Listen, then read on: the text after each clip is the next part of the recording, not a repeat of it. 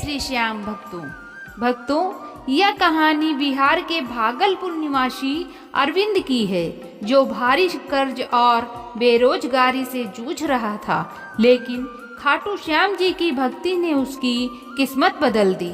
नौकरी मिली, अवसर मिले और अचानक धन प्राप्ति ने उसका जीवन संवार दिया। यह सच्ची कहानी विश्वास और कृपा का अद्भुत प्रमाण है। भक्तों, कहानी शुरू करने से पहले वीडियो को लाइक, शेयर, सब्सक्राइब अवश्य करें और कमेंट में जय श्री श्याम लिखना ना भूलें। तो भक्तों, यह सच्ची कहानी है बिहार के भागलपुर जिले के छोटे से कस्बे नाथनगर में रहने वाला अरविंद कुमार झा की। उम्र लगभग 32 वर्ष है। पढ़ा लिखा होने के बावजूद कई वर्षों से आर्थिक तंगी में जूझ रहा था। घर में बुजुर्ग माता पिता, पत्नी रचना और एक 7 साल का बेटा आदित्य, सबकी जिम्मेदारी उसके कंधे पर थी। भक्तों, अरविंद पहले भागलपुर की एक छोटी प्राइवेट कंपनी में अकाउंटेंट था, लेकिन 2021 के अंत में कंपनी बंद हो गई और उसकी नौकरी चली गई। नौकरी जाने का दुख, ऊपर से घर का लोन और दुकान का कर्ज, सब मिलकर स्थिति इतनी खराब हो चुकी थी कि कई बार घर चलाना भी मुश्किल हो जाता। भक्तों, लेकिन इसके बावजूद अरविंद का मन कभी गलत रास्तों पर नहीं गया। वह शांत स्वभाव का, मेहनती और ईश्वर में आस्था रखने वाला व्यक्ति था। हालांकि उसे खाटू श्याम जी के बारे में पहले अधिक जानकारी नहीं थी। बस इतना जानता था कि शरण आने वालों की हर मनोकामना श्याम जी पूरी करते हैं। भक्तों, 2023 फरवरी का महीना था।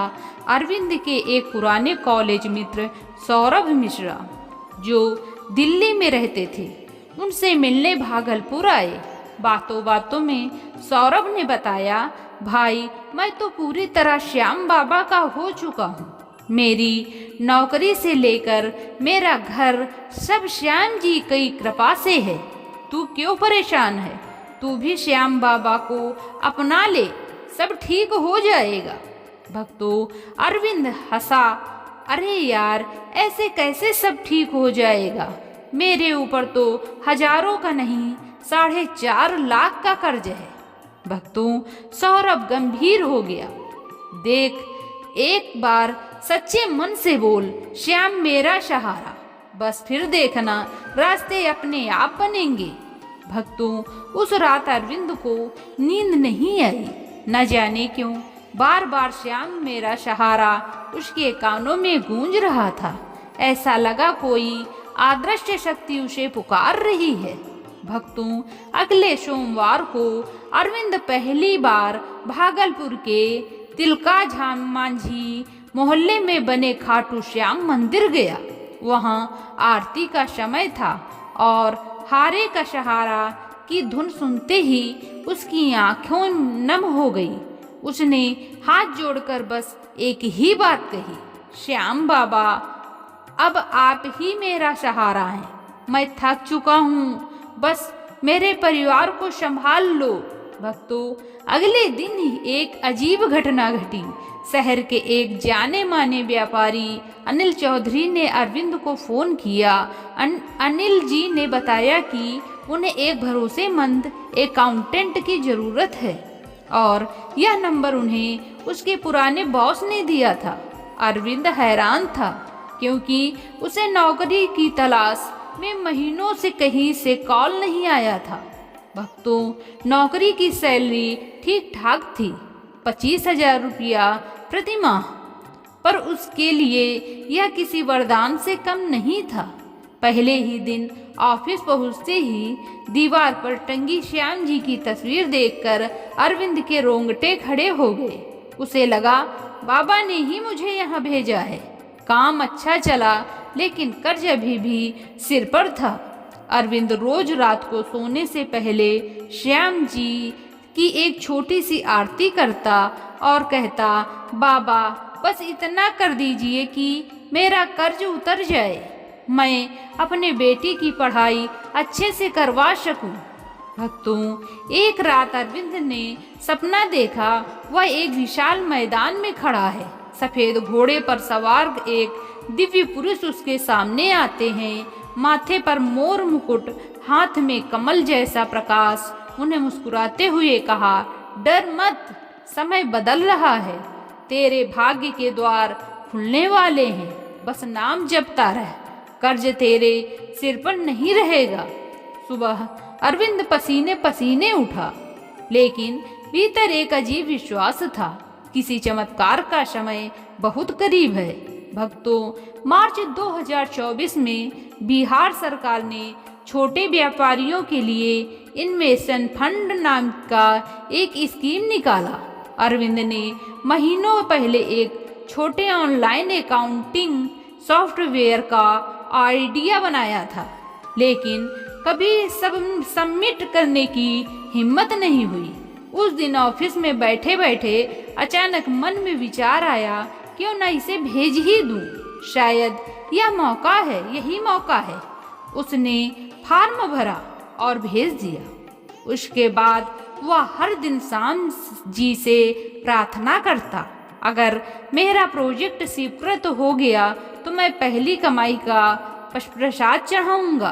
करीब 45 दिन बाद उसे ईमेल आया, आपका प्रोजेक्ट स्वीकृत, आपको 7.5 लाख की सहायता राशि प्रदान की जा रही है। अरविंद रो पड़ा। यह वही राशि थी जिससे उसका सारा कर्ज उतर सकता था, घर की हालत सुधर सकती थी और उसका छोटा कारोबार शुरू हो सकता था। उसे विश्वास हो गया, यह सामान्य नहीं है, यह श्याम जी की कृपा है। भक्तों, पैसे मिलने के बाद अरविंद ने सबसे पहले अपना 4.5 लाख का कर्ज पूरा चुकाया। उसके बाद अपने पिता की पुरानी दवा की दुकान का नवीनीकरण करवाया। पत्नी रचना ने पहली बार शांति की सांस ली।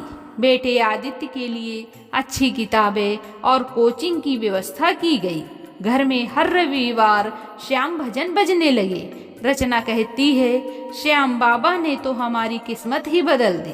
अरविंद ने अपने सॉफ्टवेयर का एक छोटा सा व्यवसाय शुरू किया, जिसमें बाद में वो 2 और लोग नौकरी कर रहे हैं। देखते ही देखते 6 महीने में उसका काम बढ़ गया और उसकी आय 40,000 से अधिक होने लगी।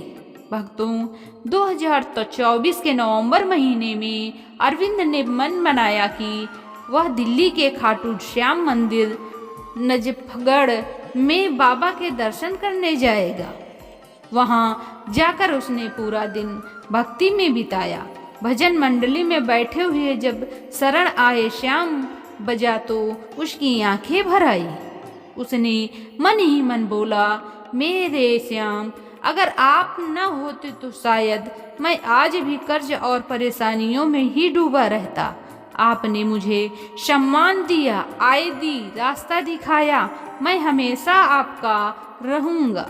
उसी दिन उसने निश्चय किया कि हर महीने अपनी कमाई का कुछ हिस्सा किसी गरीब परिवार की मदद में लगाएगा और अपने जीवन के हर निर्णय में श्याम जी को साक्षी बनाएगा। भक्तों, आज अरविंद की कहानी पूरे भागलपुर में चर्चा का विषय है।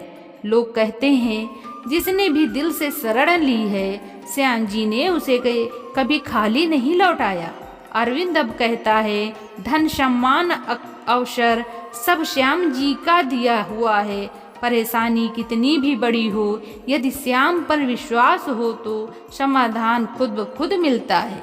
यह कहानी यही सिखाती है कि भक्ति किसका जीवन बदल दे कोई नहीं जानता। श्याम जी केवल सच्चे मन से पुकार सुनते हैं। भक्तों, आज की यह सच्ची कहानी यहीं तक। अगले नेक्स्ट कहानी में मिलते हैं। जय श्री श्याम।